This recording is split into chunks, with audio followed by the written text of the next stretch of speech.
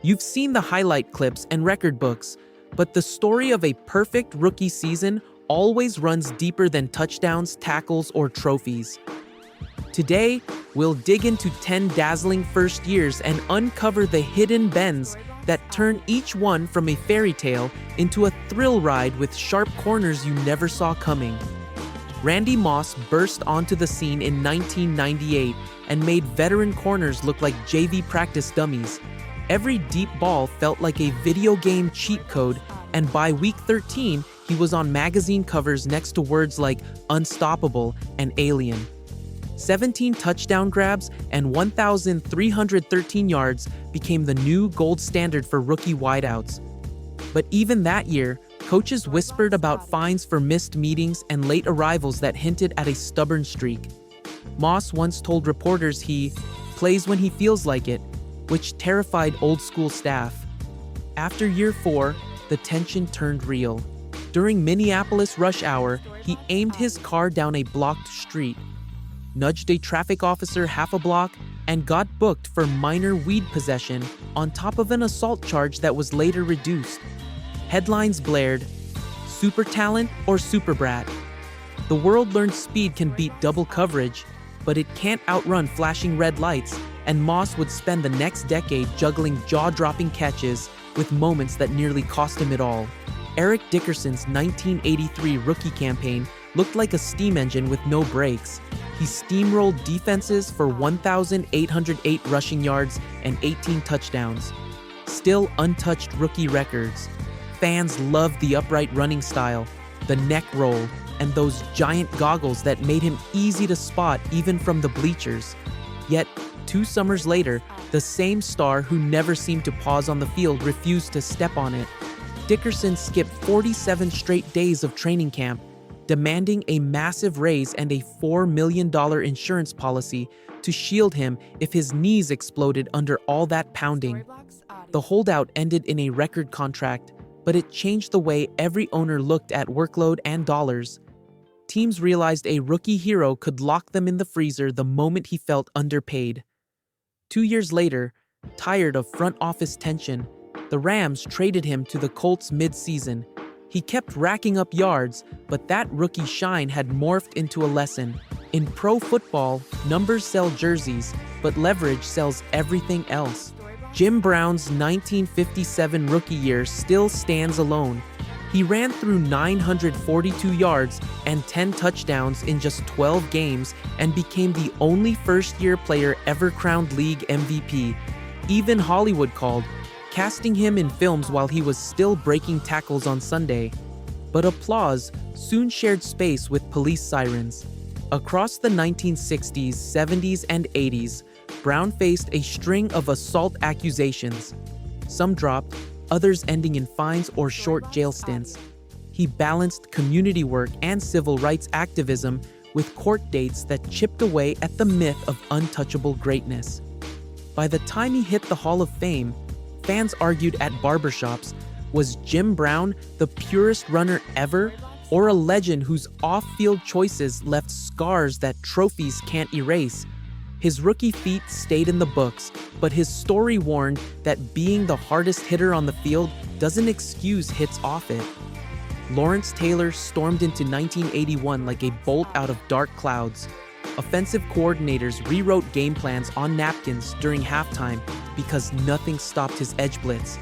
His rookie line, 133 tackles and 9.5 sacks, won Defensive Rookie of the Year and Defensive Player of the Year all at once.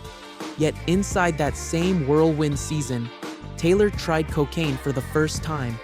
The quick jolt soon hooked him, and the league's most feared defender began a parallel fight against addiction. He checked into rehab in 1986, got a 30-day suspension in 1988 for failing drug tests, and later said he played some games high as a kite. Still, every left tackle who faced him will tell you those snaps felt like a survival drill. Taylor redefined blocking schemes forever, but also forced the NFL to confront substance abuse in a star it couldn't ignore. His rookie year shines bright, but the shadow it cast stretched across every sack, every strip fumble, and every locker room counseling session that followed. Gale Sayers, nicknamed the Kansas Comet, lit up 1965 with moves that made TV slow motion look normal speed. He scored 6 touchdowns in one muddy game, 4 rushing, 1 receiving, 1 on a punt return, and tallied 22 total that season. Coaches whispered he could change direction on a dime and leave 9 cents change.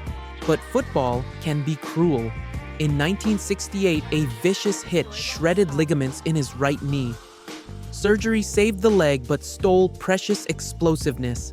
Sayers clawed back, even winning Comeback Player of the Year in 1969. Yet another knee injury 2 seasons later ended the ride. At age 28, he retired, leaving behind grainy film that still drops jaws and a lesson that greatness can vanish before you finish blinking.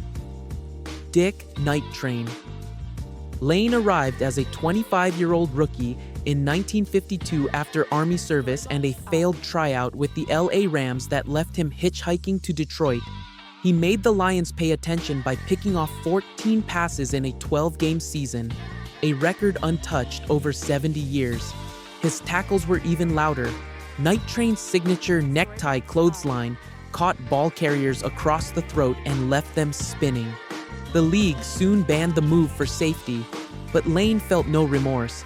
He said the field was no place for the timid.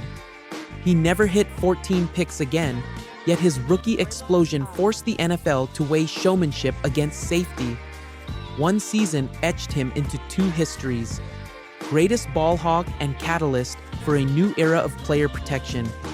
Devin Hester floated into 2006 with a blur you could barely track on replay. His first year yielded 5 return touchdowns, and the 92-yard opening kickoff in Super Bowl 41 made grown announcers squeal. Chicago tallied every yard he touched like precious metal. But coaches wanted more.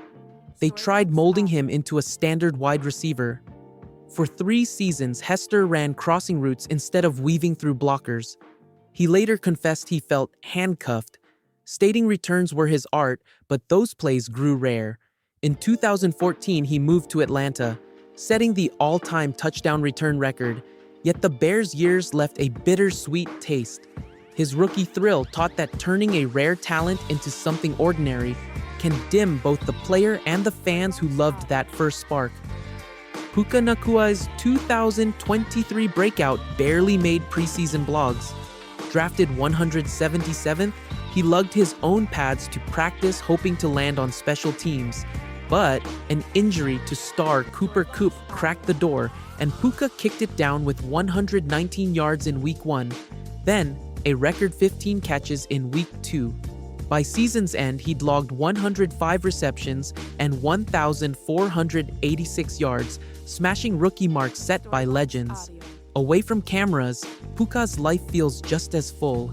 Pickup hoops at midnight, Pacific Island dances at family parties, and social media shoutouts to kids who dream big but get drafted late.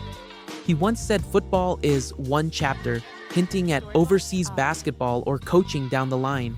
His rookie surge isn't just the tale of a hidden gem. It's a reminder that every bench warmer might be a future headline if opportunity knocks at the right moment. C.J. Stroud's 2023 season read like a comeback script penned before birth. Growing up in California, he watched his dad head to prison on kidnapping charges when C.J. was 13. Money got tight. Stroud sometimes slept in the family church because rent ran out. Yet he starred at Ohio State and entered the NFL determined to carry not just a franchise, but his family's name. As a rookie, he threw 23 touchdowns to 5 picks, posted a record streak of 191 passes without an interception, and pushed Houston into a playoff win. Each Sunday, Stroud mailed game clippings to the correctional facility so his father could trace every yard.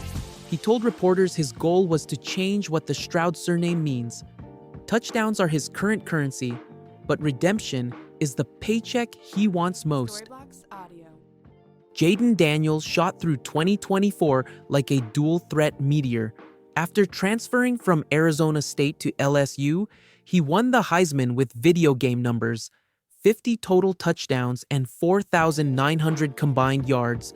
Washington drafted him, and he flipped a 4-13 squad into a 12-5 powerhouse, logging 3,568 passing yards and a rookie record 891 on the ground. Yet journalists kept digging. During the COVID dead period, Arizona State got nailed for hosting recruits, including allegations that Daniel's mom fronted travel costs, an NCAA no-no. ASU slapped itself with self-penalties and a 5-year disassociation from his mom. Daniels rarely comments on it, but the story lives in every press box whisper. His rookie fireworks wow the league, yet a smoldering question hovers. Will past recruiting smoke drift into his NFL skies, or will time blow it away? 10 rookies, 10 rockets to fame, 10 price tags hidden in fine print. Records fell, rulebooks thickened, and fans cheered until their voices cracked. But greatness never came free. Some stars fought for bankrolls, some for skeleton-free closets, some for knees that stopped bending, and some for family names that needed a new chapter. Next time a broadcast calls a first season flawless, remember the bigger field outside the lines. There, the scoreboard tracks late-night choices, contract demands, hidden injuries, and personal storms. On paper, those 10 seasons sparkle like untouched trophies. In real life, they carry dents, cracks, and lessons that make the legends human, and the stories worth hearing long after the game clock hits zero.